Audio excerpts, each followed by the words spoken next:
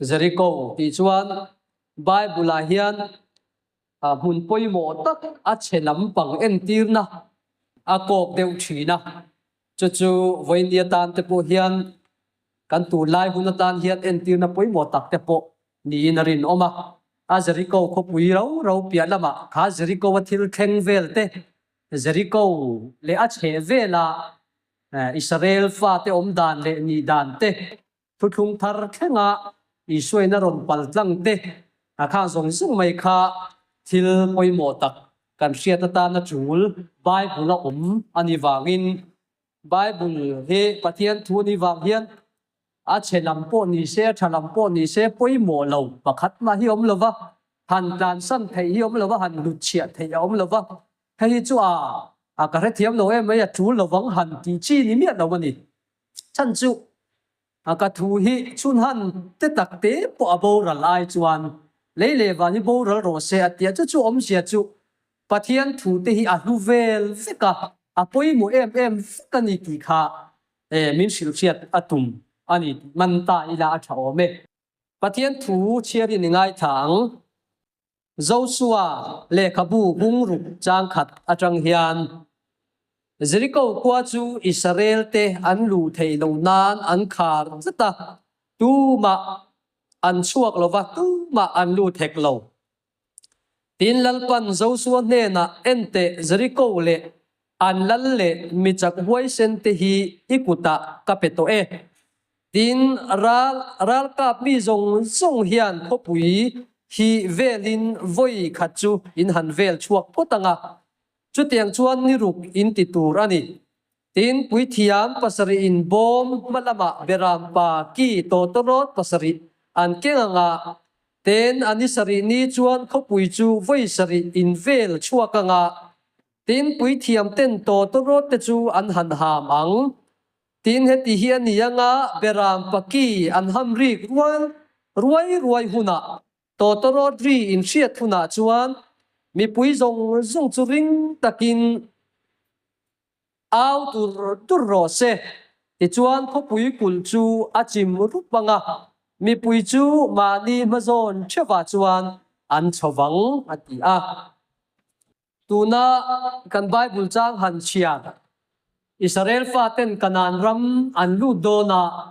chuta an vaton pasak ter chu kul ro pui lutuk nei in ven na chalutuk nei kul ro pui tak nei Jericho hi ani Jericho kan soi chuan Rahabi no chizuar hi ril ruwa alo lang vege in karinga thuthung thara han kai do rila lali suan Jericho achun pel thu kan mu chu Jericho chuan chia khon tu Zakaya om thu kan bu pokani kan soi du tak chu Jericho ti te le Zakaya kan ti te tin Jericho kan ti te le hui lon thil akana sual da kan ti te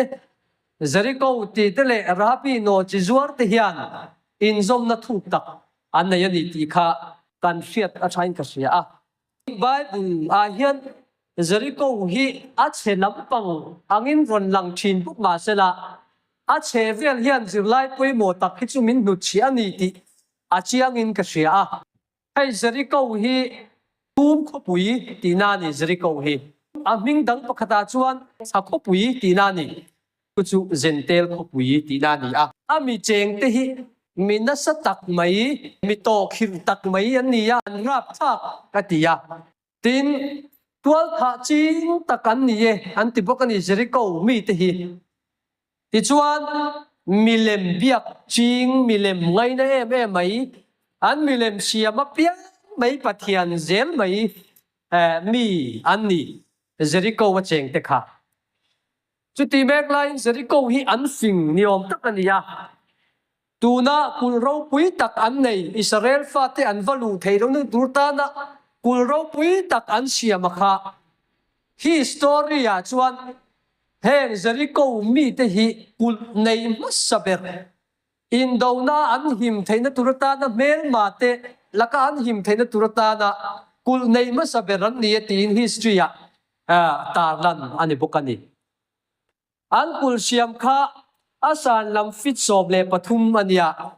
thì chuan chu mi fit som le pathum chung lama chuan mel ma te an lo kan nge kan lo ti phot thir na duty post kan tiang chu tun lai chuan duty post an ti kha fit som ni le pariat chunga fit som ni le pariat ta sa ga an siam boka an fing rut mani Jericho hi ko le lama chuan khoi zu le ni te tuya luang rama pathian in Israel fa te suai wa tuma chu khoi zu le ni te tuya luan na ram chu kana na ni a mà sẽ chú Canaan chuan nằm rau quý tắc tắc Canaan mi te khang Jericho mi te ai qua lâu chèn te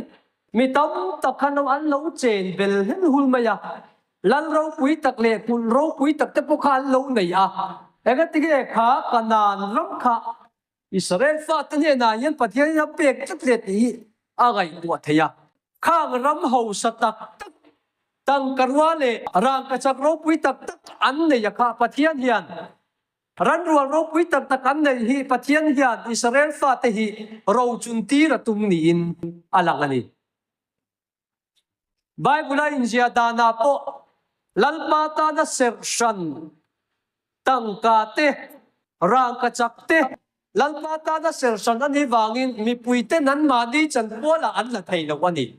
Jericho kul rau pui tak le fing tak mai le thil ti thei tak a hum na po rau pui tak in hum khua kha a chung hi a rau pui don ni ti a hriata hei akana khan lui lon thil lalpa chan puan a lo lak singa khan babylon puan thami te tang karwa sekel zani te rang ka chak sekel somnga te a lo la a lu via wang a i via wang a kana po hian Joshua in an ta chua chala in puak mai ro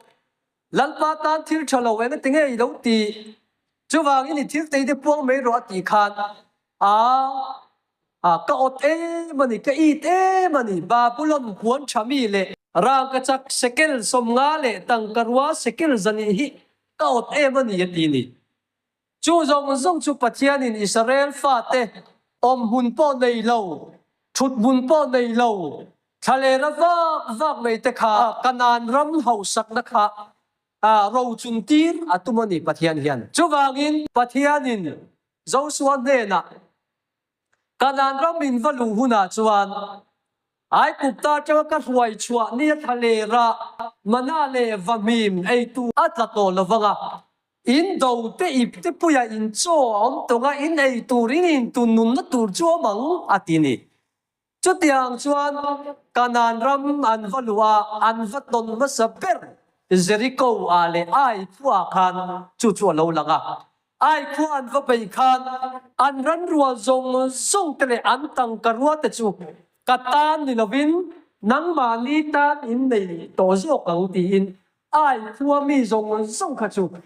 tang karwa le an ran vul zong ka pathian in Israel mi te tang khan an ro wata na pe ani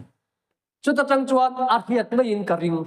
Joshua hova an be po khan ni ruk chu han hel kwala ani sarinia totro tan han hama Israel fa ta chu ani sarinia totro tan ham fele chu han aw rual ta chu Jericho pul kha lo chi bani henai pui mo ka ti khop mai lalpan Joshua de na he Jericho hi ka peto che ti ma sela Israel fa ta khan ti turan na ya pui thiam ta khan chan fo wan na ya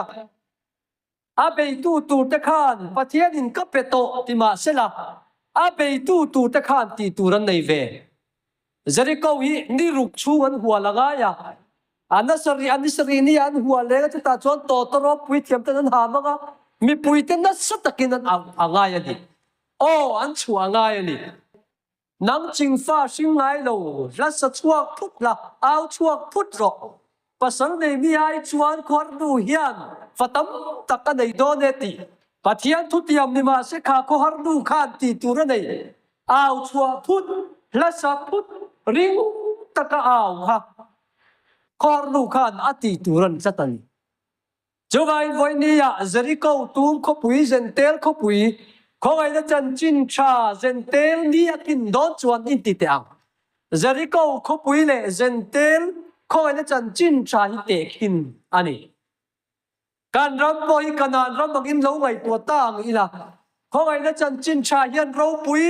takin ko san ro pui tak le theology ro pui tak le da le tun ro pui takin lo in kul chat maya với này Israel gam thole na tutung thara chan chin cha lalpada kai tho hi te hi chu kanan ram chu valua saka va chu sak turin alua tu te hi ro pui takin lo in kul vet to ani mà sẽ chung kul ro pui tak te chu kan ham chim the na turtan chuan kan ne the na turtan chuan na kan thoa kan hel kwal hi alo ga ya beram paki ring taka kan ham te lo nga ya nasat taka kan o kan chua te lo nga ya kula chim to sia piang in an mazo na zariko kun kha an valu chila an ma o ma piang kha chu an ne thei sot sut mai ni zariko khoro pui takha pathian thil ti thei na banga ne ania chu pathian thil ti thei na chu nang ma kaltangin Israel fa te kaltang khan keima ni kaltang khan pathian in na athokani ti ero chu kan riat bai turani lo ti tur kan nei ve pathian ni in do chin pathian ania sipai ho te lalpa ni sipai ho te a ho tu chu ral ba to atang chin chuwang Israel fa ten hit mi te amor mi te kus mi te kana mi te ai khuat le Jericho khuan ne dong khan pathian ni ma hi lo suaya ka de sak to cheu in kuta ka peto hi alo pi te uzen mai chu vai voi ni ya po hian zentel te na pathian chi bai an bu ve na khoi na wa nga chandam ni in be sei na hun hi voi ni chuan ani alo kin chan ta Jericho kul ham chim alo ni chou chan ta chuwang in ito toro thiring takin chwa la nang mao pathian thu hi au chwa puila Jericho achim thena tur tan hian ikut le ke ti lal pat man atua nang le ke hian ti tur kan ya ni ti kan in man apoi mo ani ni chila kan cherang khan Joshua achu om song te lal pa ta na ser shan lo ka chu ti chiat fani a chu chen zong po ti chiat ve kan ni chu ta chuan Joshua khan he Jericho hi ron tin le dom chuan alung phum hi afatir chan chungin aphu manga akul ko khan po hi afatum ber chanin asia mang ti kha kan bu a ti chuan Jericho hi chelam zong se lin iswa local then kha Jericho hi chun pen alani a chelam hoi zong se na te khin nan vani thang hian ban ani ti chuan a Jericho khua kha chu a hing nen lam hian khovel hen thai chet ve kani to tu nai chuan Jericho om to lo hei tun din muna Jericho om na chu kulaya Palestina rama West Bank kan ti in do na chua re mai Islam ho nge Judah ho a chan pi po riat thei lo in do reng mai na lai khu Jericho form na kha ani tin Jericho hi kan soyang khan kho upatak mai BC malam kum chia na hi BC yen ya before common era tinanya chu ti hun kum sing bia chuan hemi sing bia hian Jericho hin lo ding tok ati anti ni an upave chik to khop mai pui lun tak khop pui ro pui tak mai ani ma se pathian in chu khop pui chu pathian in ami Israel te apek ram lua china om si lalpan ami te ne na apiam ram chunga om si chuan eng ma hian pathian tu tiam hi adal zo lovani Jericho khopui hi tum khopui tha khopui an yangin voinia tan chuan zentel khopui zentel te na phongai na huaya pathian chi bayan bu na hun pun ro pui tak hi ani chu Israel fa ten an lu chua an ne chua veram pakine ni sari niya kum sang sari lalram pathian thu to trot mangin an ha ma hun ruk chua chuan Israel fa ten o an chua theilawa ani sari niya to trot an ham chuan Israel fa ten o an chua ve tong khan voi nia po hian Jericho kul khoi na chan chin tha ni tikin tur hian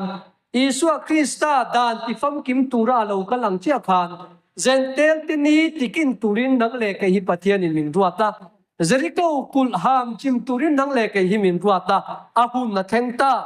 ni sari ni a thengta to tarot voi sari an ham na a thengta van tir ko pasari au thom lo thengta ti chuan to tarot pasari na kum sang sari lal ram pathian tu voi han kan au chwa puita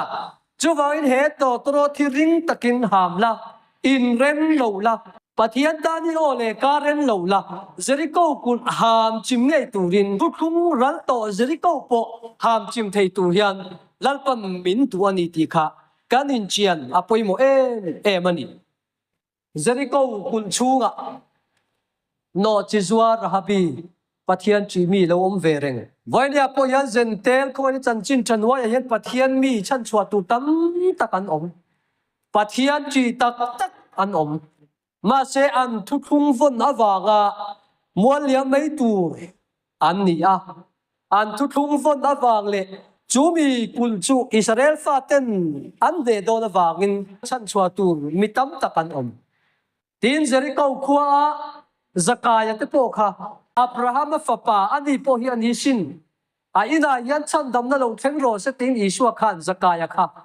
asira ni kha chuwang in khoi na chan chin chan wa ya hian pathian ta na in ser sang pathian mi tam tak chan chua tu ran om rabi no chizwa rang te Zakaya ang te khan Abraham kha te jinga mi tam tak zen te kho pui tum kho pui jinga hian on om ani chú mi te chan chuak tu le chú mi te dap chuak tu chuan nang le ke hi pathian in min du chú mi te chu kan sia thai da turin rabi no chizwa rang khan la sen nan lo kha yang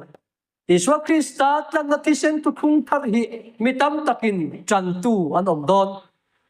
khoi chan chin chan wa ya yan tlan na ti sen tu thung thar chan tu hi mi tam takan omang Zakaya ang khan chan chua tu Abraham tha kan ni Isaka tha kan ni thutiam fa kan ni ti mi tam tak a chu ga yan an lom don ani chung mi ta chin chian na tu tu na mi kha ni a rahabi no chi zuwa rang te Zakaya ang te kha an ni ti kan sia ta poimo khop ani